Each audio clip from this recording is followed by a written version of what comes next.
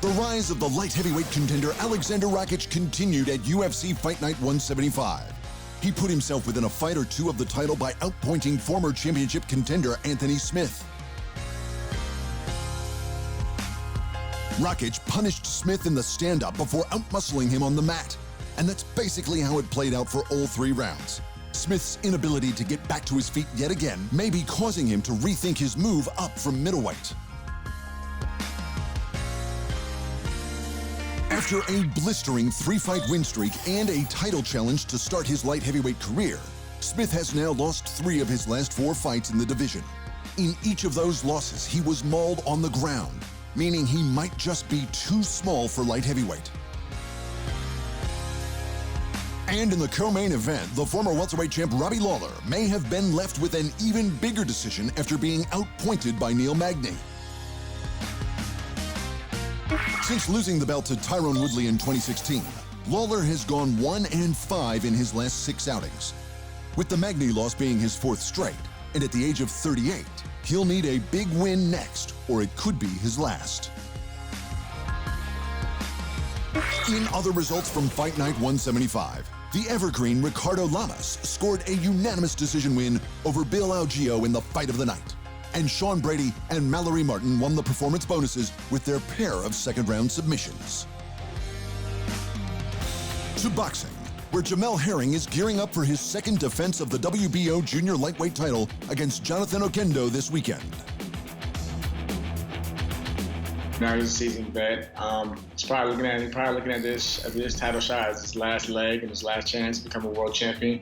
So he may come with the best, the best that we've seen to date.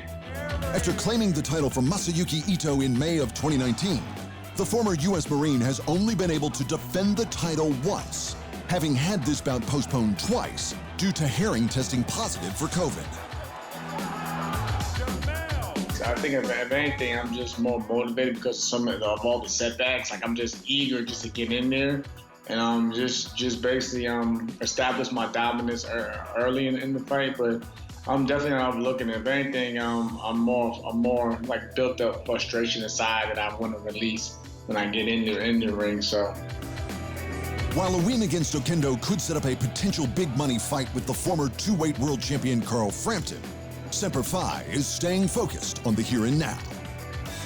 I'm not really focusing too much on the Frampton situation. Of course, that's the bigger fight that we all want to see, but if I don't handle business and take this fight seriously, we may never see that fight. So I gotta just solely focus on Oquendo.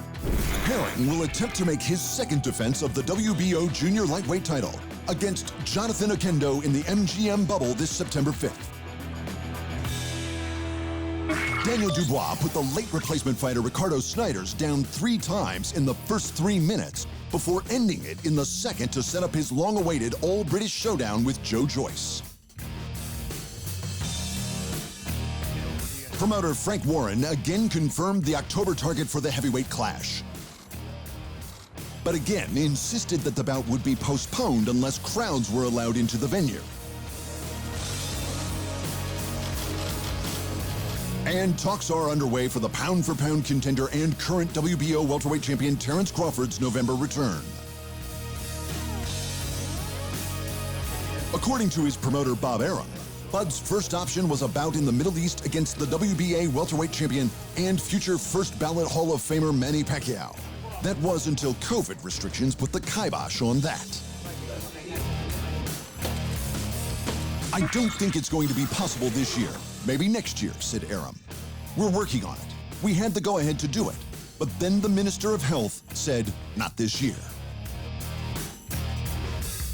With Pacquiao now out of the question, Bud's likely next opponent will be the former IBF welterweight champ, Kell Brook. And Jose Ramirez defended his WBC and WBO junior welterweight titles with a contentious majority decision over the former champ, Victor Postol.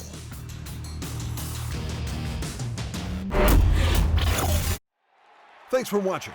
And remember, if you want more fight sports in your life, just hit the subscribe button.